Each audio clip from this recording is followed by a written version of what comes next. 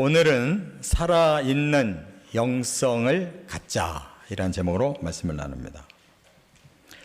이솝의 우화 중에 이런 내용이 있습니다. 어느 농장이 있는데 여기에 소도 말도 나귀도 각양의 동물들이 살고 있었습니다. 근데 주인이 유독이 아주 아끼고 좋아하는 동물이 하나 있는데 그게 바로 개를 무척 좋아해서 그 동물들이 다 개를 부러워했는데 그 중에 나귀가 욕심이 많았는지 저 개가 어떻게 해서 저렇게 주인의 사랑을 받나 그걸 잘 관찰하고 나도 저렇게 해서 사랑을 받아야 되겠다 그렇게 생각을 했습니다. 그리고 어느 날 이제 기회가 왔어요. 주인이 밖에서 들어오니까 개보다 먼저 이 나귀가 이제 주인을 기쁘게 해드리려고 막 꼬리를 치는 겁니다. 근데 주인이 전혀 쳐다보지도 않고 관심이 없이 그냥 지나가는 거예요. 나귀가 한 번 가지고 안 되지 두 번째 방법을 구사해야 되겠다. 강아지가 평소에 꼬리치다가 주인이 가까우면 펄쩍 뛰어가지고 주인의 품에 안기기를 좋아하니까 나도 그렇게 해보자고 앞발을 번쩍 들고 주인에게 달라들으니까 주인이 그냥 기겁을 하고 넘어진 거예요. 넘어진 데다가 세 번째 작전을 사용했어요. 그냥 얼굴을 막 핥아버린 거예요. 그랬더니 주인이 화가 잔뜩 나 일어나 몽둥이를 들고 시크 들게 패가지고 다시 우리에다가 꽁꽁 가둬버리더라는 거예요. 여러분, 사랑은 주고받는 것입니다. 이 나귀는 자기 생각만 했지 주인의 입장을 전혀 생각하지 못했어요. 여기서 저는 이런 생각을 해봅니다. 하나님과 우리 사이에 이런 사랑의 관계가 잘 통하려면 어떻게 하면 될까? 그게 바로 우리에게 영성이 있어야 된다는 거예요. 하나님은 영이십니다. 신령한 힘을 가지고 계신데 우리가 육의 능력만 가지고 하나님을 자꾸 가까이 하려고 한다고 되겠냐 그 말이에요. 하나님의 영과 우리의 영이 통할 수가 있어야 되고 그 신령한 힘이 우리 안에 임해야 하나님께 사랑도 받고 하나님께 쓰임도 받게 될 줄 믿습니다. 오늘 본문이 바로 이 초대교회의 특성인 영성이 강하게 드러나고 있다는 것입니다. 그런데 더 중요한 것은 어떻게 하길래 초대교회 교인들에게 이 영성이 살아있고 그 영성이 역사해서 계속 영적인 파워가 초대교회를 만들어가고 있더라는 거예요. 그 비결이 뭘까? 2000년이 지난 지금도 그 원리는 똑같습니다. 살아 움직이는 교회, 하나님이 들어 쓰시는 교회는 반드시 영성이 살아있는 교회인 줄 깨달으시기 바랍니다. 베드로와 요한이 3장에 보면 기도하러 가다가 나면서부터 안진뱅이였던 사람을 보고 영성이 충만해서 저 사람을 예수 그리스도의 이름으로 일으켜야 되겠다. 그 영성대로 그런 응답을 받았어요. 그러고 나니까 너무나 많은 사람들이 이 놀라운 기적 앞에 깜짝 놀라서 모여들으니까 사도 베드로가 두 번째 캐리그마를 그들에게 선포했더니 그날 남자만 5,000명이 믿었다 그랬어요. 그런데 또 반대급부로 유대 관원들이 쫓아와가지고 베드로와 요한을 잡고 감옥에 집어넣어 버렸어요. 그리고 사내들이라고 하는 공회를 열어놓고 그 유대 지도자들이 다 모인 상태에서 그 두 사람을 신문하는 거예요. 얼마나 쫄겠어요. 그런데 그들은 또 영성이 강하니까 오히려 세 번째 베드로의 캐리그마가 그 지도자들 앞에 선포됐어요. 그랬더니 그 영성에 눌려가지고 그들을 잡아 죽여야 될 사람들인데 오히려 자기들이 쫄았어요. 그리고 여론이 싹 뒤집어져가지고 오히려 베드로와 요한을 굉장히 칭찬하고 그들을 추앙하니까 관원들이 꼼짝도 못하고 말로만 다시는 그리스도를 전하지 마라 그러고 그냥 그대로 내보내줬다 그 말이에요. 영성의 승리인 줄 믿습니다. 근데 이 두 사람만의 영성이 아니라 오늘 본문에는 그 영성이 확장돼 가지고 교회와 성도 전체가 이 영성이 충만해졌다는 거예요. 그걸 어떻게 했길래? 저와 여러분의 삶에 꼭 적용하는 기회 되시기를 바랍니다. 첫째, 23절부터 28절에 보니까 진리를 깨달을 때 영성이 살아났다는 거예요. 진리를 깨달을 때. 먼저 26절을 한번 같이 읽어보겠습니다. 세상의 군왕들이 나서며 관리들이 함께 모여 주와 그의 그리스도를 대적하도다 하신 이로소이다. 베드로의 그 보고, 그게 간증 아닙니까? 하나님이 안진뱅이도 일으키고 한꺼번에 수없이 많이 몰려든 사람에게 복음 설교했더니 수천 명이 또 예수 믿고, 또 유대 관원들이 붙잡아가지고 감옥에 집어넣어서도 그들 앞에서 오히려 설교를 해서 그들의 길을 꺾어버리고 멀쩡하게 살아나왔다는 거. 이 간증을 들으면서 성도들이 일시에 한 가지 말씀이 떠올랐어요. 와, 하나님이 예언하신 말씀이 이렇게 성취가 되는구나. 감동을 한 거예요. 그게 뭐냐? 이미 메시아가 오시면 이러이러한 일이 일어나게 될 거라고 하는 많은 예언이 구약에 있는데, 그 중에 시편 2편 내용이 그들에게 떠오른 거예요. 야, 오늘 이 사건의 얘기를 들어보니까 시편 2편에 예언된 메시아 예언이 그대로 오늘 성취된 거구나. 이렇게 지금 말을 하는 거예요. 그러면 시편 2편 1절 2절에 뭐라고 써 있느냐? 이렇게 써 있어요. 어찌하여 이방 나라들이 분노하며 민족들이 헛된 일을 꾸미는가? 세상의 군왕들이 나서며 관원들이 서로 꾀하여 여호와와 그의 기름 부음 받은 자를 대적하며, 이렇게 말씀이 진행돼요.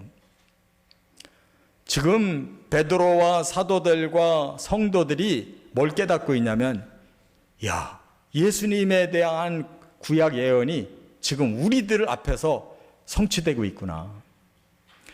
하나님께서 그리스도를 이 땅에 보냈더니 세상이 요란해졌다는 거예요. 그렇지 않습니까?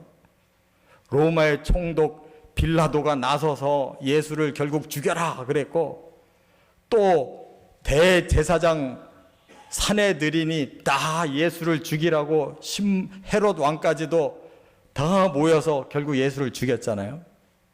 그런데 3일 만에 예수님이 살아나셔서 다시 제자들을 불러놓고 복음을 주시고 성령을 주시니까 이제는 제자들이 일어나서 다시 그 관원들과 싸워서 이기고 있는 거예요. 어쩌면 하나님께서 이렇게 미래를 다 내다보시고 예수님과 그 제자들을 통해서 세상과 싸워 이기게 하시는가? 시편 2편의 말씀이 그 뒤로 바로 그리스도는 이 세상의 모든 권세자들을 다 심판하실 것이다 라고 예언이 되어져 있거든요. 그것이 시작되었구나 라고 깨달은 거예요. 얼마나 그들이 말씀이 전율이 흐르겠어요. 과거에 옛날 묵고 묵은 말씀인 줄 알았는데 그 말씀이 오늘을 지금 보여주고 있다는 거. 그렇다면 앞으로 그리스도가 이 세상의 모든 왕들을 심판하실 때가 온다는 그 미래도 땡겨져서 지금 현실적으로 느껴진다는 거. 말씀은 살아있고 현재 우리에게 역사하시는 것임을 깨달으시기 바랍니다. 그럴 때 그 진리가 내 안에 이러한 영성의 힘으로 들어오는 거예요. 그럴 때 우리의 영이 살아난다 그 말이에요. 죽은 말씀 아무리 들어봐야 소용없어요. 그 말씀은 과거도 아니고 미래도 아니고 오직 현재 우리에게 주고 계시는 하나님의 살아있는 말씀임을 믿으시기 바랍니다. 그러니까 이들이 하나님을 찬양하기 시작해요. 하나님은 천지를 창조하시고 이 모든 역사를 주관하시는 대주제이십니다라고 하나님을 막 찬송하고 있는 거예요. 얼마나 멋있어요. 하나님이 눈앞에서 지금 번쩍번쩍 역사하시는 게 느껴지니까 하나님을 찬양할 수밖에 없는 거예요. 여러분, 예수님도 이미 하나님의 말씀을 그렇게 전하실 때 제자들이 그거 경험했어요. 이미. 누가복음 24장에 보면 예수님이 죽으시니까 제자들이 다 실망해서 뿔뿔이 흩어지려고 그랬어요. 그런데 예수님이 3일 만에 딱 부활해서 그들을 말씀으로 끌어당기셔요. 바로 그 부활의 당일날 새벽에는 여자들을 만나셨고 낮에는 엠마오로 귀향하고 있는 두 사람의 제자를 만나요. 그런데 그 길에 예수님이 딱 끼어드셨어요. 그리고 성경을 풀어주셨어요. 그리스도가 오시면 사람들의 죄를 씻기 위해 대신 죽으시고 사람들의 저주를 풀고 구원시키기 위해 대신 부활하신다고 성경에 말씀하지 않았냐? 어찌 그리 못 믿냐? 그 말씀을 깨우쳐 주신 후에 저녁 같이 먹자고 앉았는데 예수님이 사라지셨어요. 엠마오로 가던 그 두 제자가 뭐라고 고백해요? 누가복음 24장 32절에 그들이 서로 말하되 길에서 우리에게 말씀하시고 우리에게 성경을 풀어주실 때에 우리 속에서 마음이 뜨겁지 아니하더냐. 이렇게 자기들끼리 고백하고 예루살렘으로 돌아와서 숨어있는 제자들을 만나서 예수님 부활하셨다 이렇게 증거하기 시작했다 그 말이에요. 말씀이 우리에게 들어올 때 뜨겁게 깨달아지는 것이 영성이 살아있는 증거인 줄 믿습니다.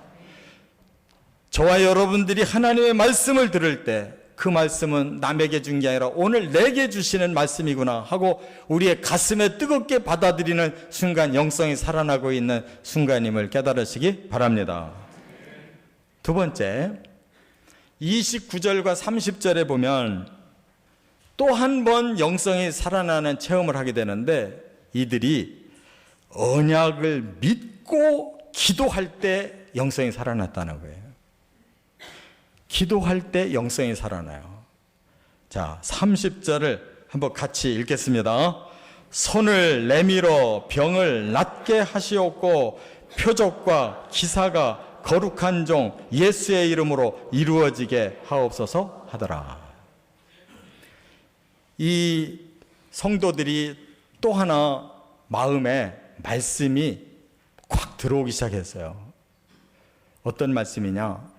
예수님이 제자들에게 뭐라고 말씀했는가 하면 나는 이제 하늘로 가지만 내가 너희에게 사명을 주는데 너희들은 모든 족속에게 나가서 복음을 전해라. 그러나 너희만 전하는 게 아니다. 내가 모든 권세를 가지고 끝까지 너희와 함께 있을 거다. 그러므로 두려워하지 말고 복음 전하면 내가 너희와 함께해서 그 권능을 드러내 줄게 약속하셨어요. 그게 바로 마태복음 28장 18절부터 마지막 20절까지예요. 그것만이 아니에요. 마가복음 16장에 보면 15절부터 17절에 예수님이 또 다른 약속을 주셨어요. 그게 뭐냐? 믿는 자들에게는 이런 표적이 따르리니 곧 그들이 내 이름으로 귀신을 쫓아내며 새 방언을 말하며 뱀을 집어올리며 무슨 독을 마실지라도 해를 받지 아니하며 병든 사람에게 손을 얹은즉 나으리라. 이렇게 예수님이 약속하셨어요. 그들은 지금 그 말씀이 마음에 믿어지기 시작한 거예요. 그래서 뭐라고 기도했느냐? 하나님 맞습니다. 예수님 우리에게 명령하신 그대로 우리가 이제 하나님 말씀 전하기를 원하고 우리가 그 말씀 전할 때 약속하신 대로 이러한 능력과 기적으로 복음이 증명되기를 원합니다 라고 기도한 거예요. 그래서 여기 본문의 29절에는 저희들이 지금 위협함을 당합니다. 우리에게 담대히 말씀 전할 수 있도록 함께 해달라고 기도했고 지금 30절에는 우리가 복음 전하면 예수님이 약속하신 그대로 표적이 나타나고 손을 얹은 즉 병든 자가 낫고 귀신이 쫓겨가고 이런 역사를 일으켜 주십시오라고 기도한 거예요. 여러분, 우리 기도와 뭐가 다릅니까? 우리는 내 소원만 얘기해요. 하나님, 병도 낫게 해주시고 사업도 잘 되게 하시고 우리 아들 직장도 좀 생기게 하시고 주저리 내 소원만 잔뜩 얘기하는 게 우리 기도예요. 근데 거기에는 영성이 안 나타나요. 왜? 다분히 육적인 기도만 하고 있으니까. 어떻게 영이 움직일 수가 있는 기도가 되겠어요? 하나님, 이 제자들처럼 우리가 하나님이 일을 하기를 원합니다. 예수님이 주신 사명 감당하기를 원하는데 우리 힘으로 지금 이렇게 박해가 일어났으니 예수님이 명령하신 그대로 모든 권세를 우리에게 베풀어 주십시오.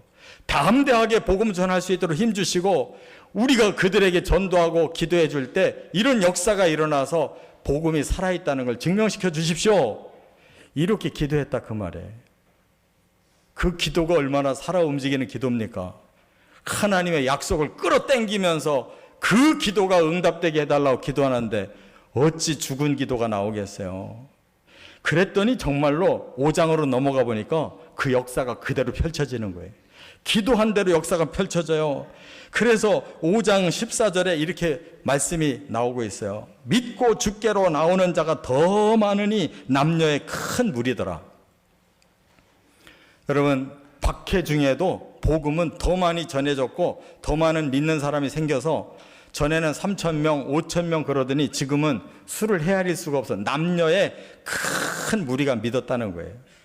뿐만 아니라 믿게 될 때 여기 15절에 보니까 심지어 병든 사람을 메고 거리에 나가 침대와 요 위에 누이고 베드로가 지날 때에 혹 그의 그림자라도 누구에게 덮일까 바라고 예루살렘 부근에 수많은 사람들도 모여 병든 사람과 더러운 귀신에게 괴로움 받는 사람을 데리고 와서 다 나음을 얻으니라. 그랬어요.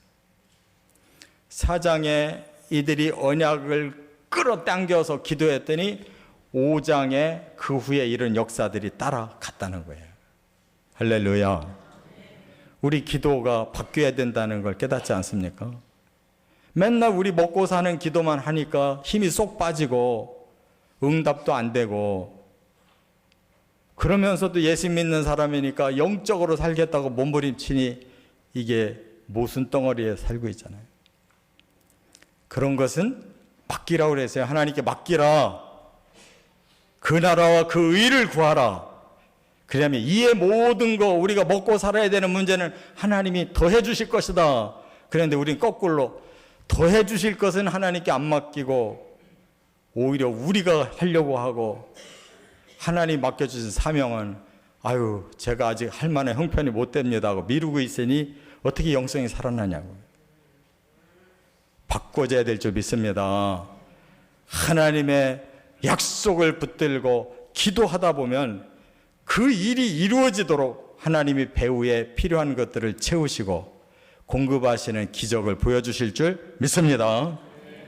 세 번째, 31절에 보면 또 하나 영성이 살아나는 원리가 여기 나오는데 성령 충만하여 전도할 때 영성이 살아났다 하는 걸 말씀하고 있어요. 자, 31절 다 같이 읽겠습니다.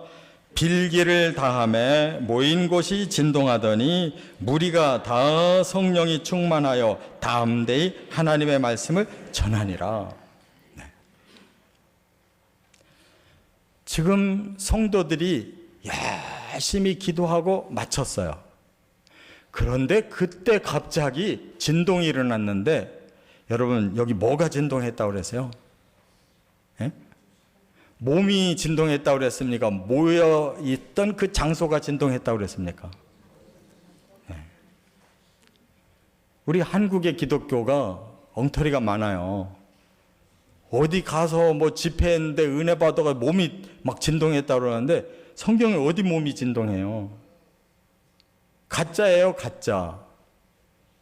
하나님께서 이곳에 임재하시고 하나님의 영이 역사하신다는 증거로 사람이 할 수 없는 이 건물이 진동한 거예요.